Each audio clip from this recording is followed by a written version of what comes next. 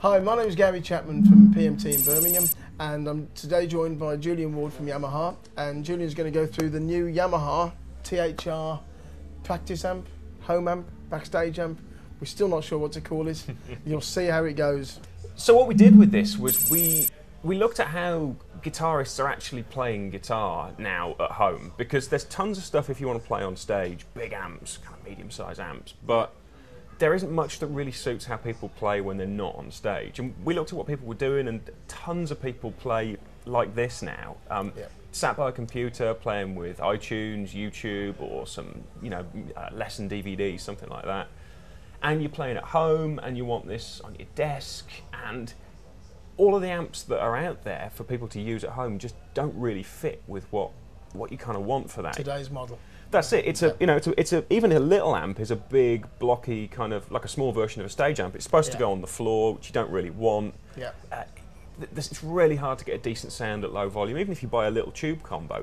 When you crank them, it's still really loud. Yeah, absolutely. So what we wanted to do was make something that really is perfect for what the guitarist wants to do at home. So it's about having obviously really good guitar amp sounds, but also stereo playback. So we worked with the Yamaha Hi-Fi division to make this basically like a really good quality kind of iPod dock Hi-Fi set of speakers. So when you're playing your iTunes or your iPod or YouTube back through it, sounds like a Hi-Fi.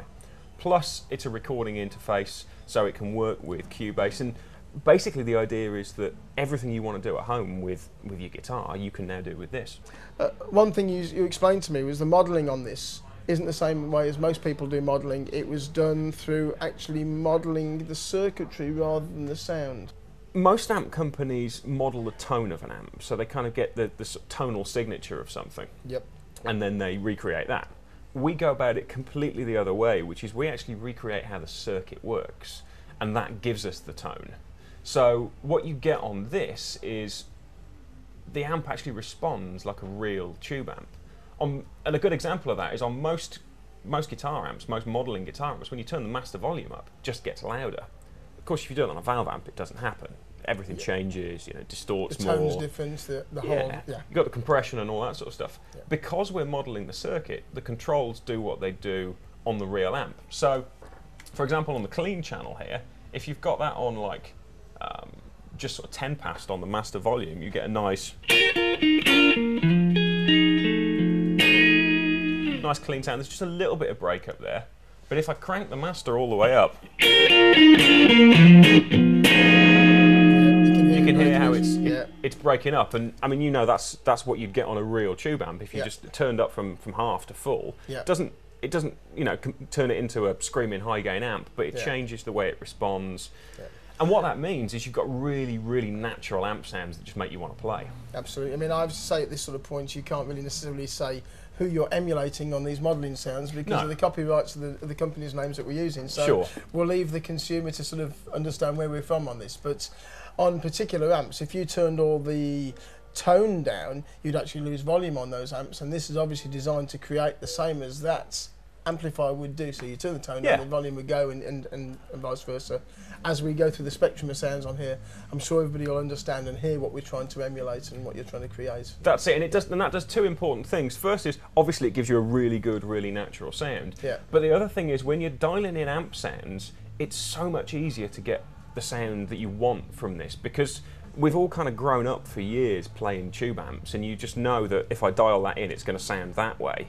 But then it doesn't work on most modelled versions of that. On this, you dial in the sound you expect on that type of amp and go, oh yeah, it sounds like I expect it to. So it's just really easy to use. Fantastic. But to give you a little idea, I mean, basically you've got 5 main guitar amps in there. So the first one is like an American kind of clean sound. Which we just heard, but go on.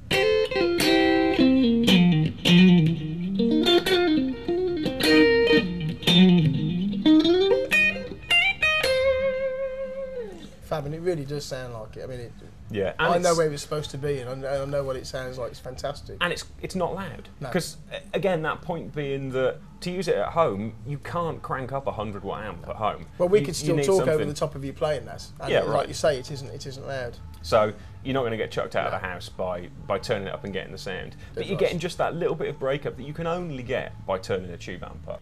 The second sound then is like a British kind of crunch sound. It's a real low gain kind of classic sound. Yeah.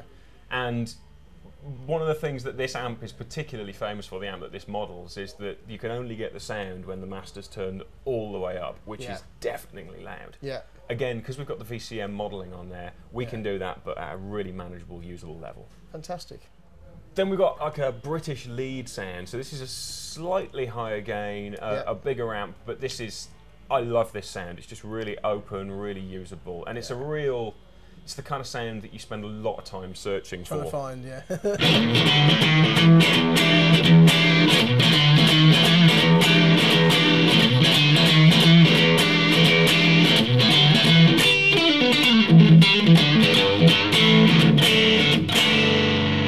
Fantastic. And you can just sort of hear that, the way the speakers are distorting on the low end, just really natural. And then the kind of obligatory American modern high gain with just a ton of power. Yeah. And this is another amp that, when you wind it up, deafeningly loud, but that low end, the way the low end is sort of fat and compressed, really, the amp really only works when it's on full again. That's it.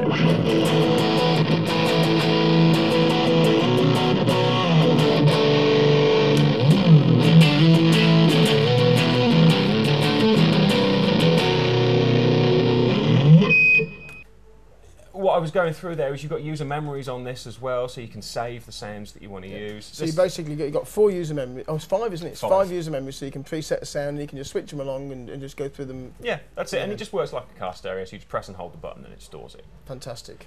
There's 2 models for the THR as well. This is the slightly bigger one, the THR10, and this has 3 extra models as well. So you can put a bass through this. It's got a bass amp model, and also a really nice electroacoustic sound based on an effects processor we used to make called the AG Stomp. So it's got mic modelling and really nice effects and EQ. And actually, when you put your electroacoustic through this, for most uses other than a big gig, it sounds killer. Really, really nice. And there's a flat response as well. So if you wanted to put a synth through it or something like that, you can go through it, because again, you've got those sort of hi-fi full range speakers. Absolutely. When you came into us, showed us the other day, obviously you told me about the fact it's got 2 fantastic effects units in it.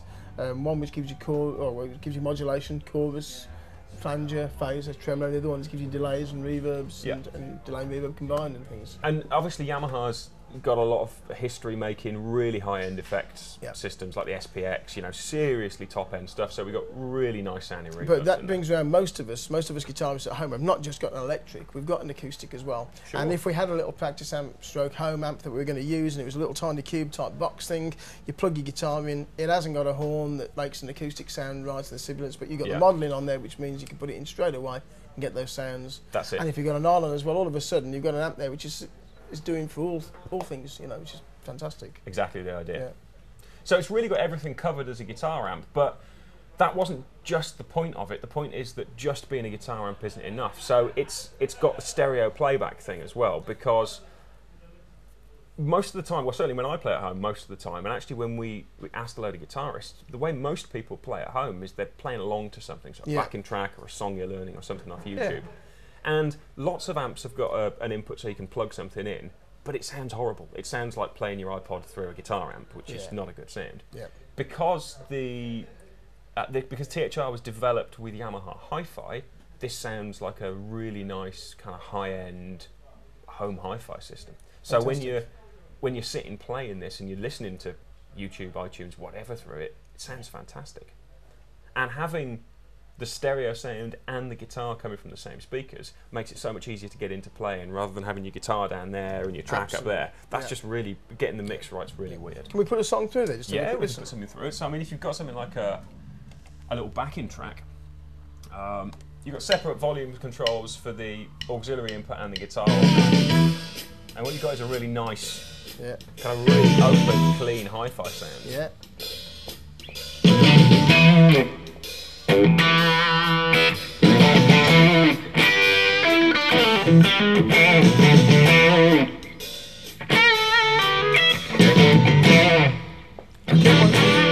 I keep wanting the guitar for you another play. So just fab, you know. Sounds great for that. I mean, the reality is it sounds good enough that you could just use it as a hi-fi. It's got a regular auxiliary in on a jack, and the idea of doing that is that you can plug any music source into it. So it doesn't have to be an iPod or an iPhone, you know, whatever smartphone you've got, whatever music player you've got, you can plug it in. Or USB 2 direct into your computer. So one cable between Mac or PC, and all of your sounds are going all to your and from the iTunes unit or whatever going through there.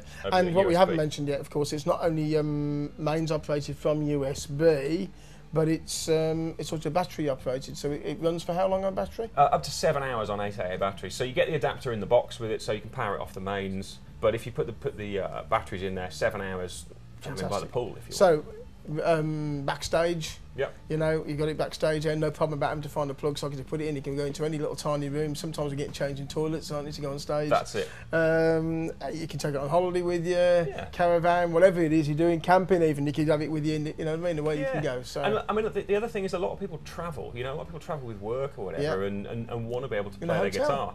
That'll fit in your suitcase. Absolutely, fantastic. Fantastic. I don't know if you want to just go through the effects a couple of. Yeah, sure. I mean, taking it on like a clean sound, what you've got is really nice kind of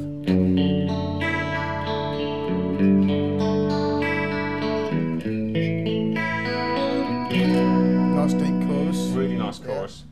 Great flange sound.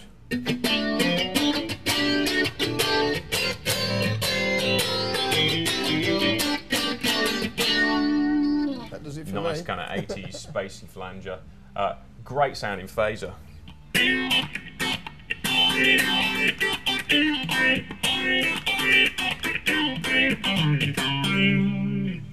And a very, very musical tremolo. We showed this to a bunch of like pro players and artists, and they said, "I've got tons of tremolo pedals, tons of amps with tremolo, but actually this tremolo is really useful. It's just really nice and musical."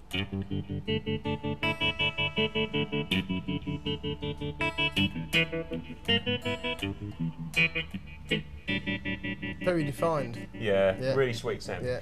And it comes, because you've got the USB connection as well, you can download a free editor that you can really edit all of those effects in depth and get to all of the parameters. Because on the unit you've just got a fairly simple control that sort of turns up the amount and changes a couple of parameters. But if you really want to get in depth with it, you can download that editor. And you can save those patches as well, obviously. As you save as many as you like on your computer. You can only do 5 on the unit, but you can save as many as you want.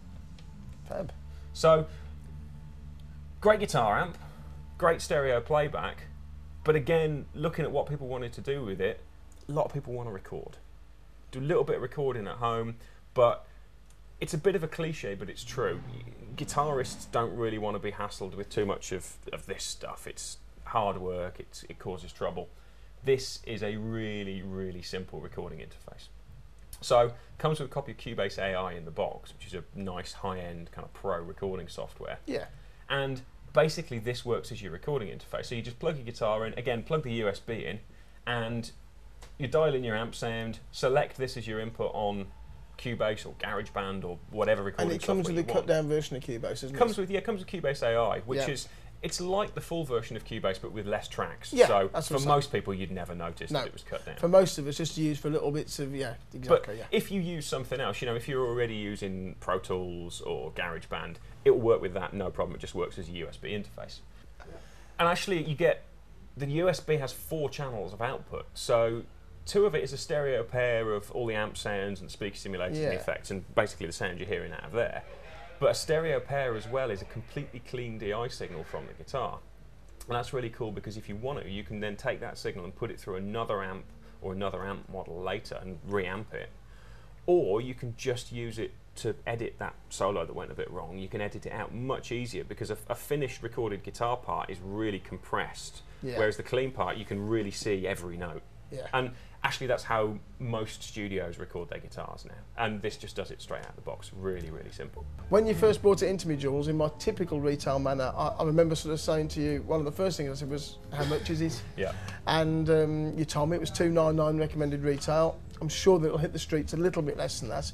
And I was going, ooh, you know, but obviously having sat down and spoke to you, and what I thought and perceived to be probably quite a lot of money for what we perceive as being a practice amp or whatever, when you think about it, you've got a USB interface which would cost you anything between 60 odd quid and £150. Yep. You've got hi-fi type quality speakers for reference, which would cost you again, like a studio monitor, anything between £50 and £150. You've got 2 fantastic effects units in there, SPX type style effects units. I know you get effects in practice amps, but not really to the level of that unless you start spending a fair bit of money. Yep. You've got the amp modelling, which I know you also get in practice amps, but you've got the user settings you can save again, the editability through your computer. You've got the obviously you get the Cubase with it as well, so you can do recording. Yep. And you've also got the fact you can use it as a dock for either an MP3, iPod, or whatever you want to put in there, and portability with not having to have it on the mains. And when you start taking all those little bits of money, it's actually good value for money. There's a long, long list of people, even in Yamaha, that are waiting for them, because everyone who's seen this has just said, I need it. I need it. And the final thing about it that no other practice amp has is it doesn't look like a big, kind of ugly guitar amp. It looks kind of cool. If you stick it in your living room, you'll probably be allowed to have it in the living room. It looks kind of okay. And it's the right shape and size that you can have it on your desk. It doesn't have to sit on the floor. It's not a big, ugly amp box. It's absolutely, cool. Absolutely fabulous. I mean, I really, really am knocked out with this. And, you know, we had a few little divisions at first, but as I said, I can hear the lads coming along and explain it to some of the other guys who are coming in. Oh, you ought to see this new Yamaha practice amp that's coming out. As I say, we still don't know what to call it. And we've sat down and said, is it a practice amp? Is it a home amp? There's so many different things you can use it for. Yeah. It's fab. I'll have one. Done. Thanks ever so Gary, much. We can't wait to get them in the store, and we'll see how many we can shoot.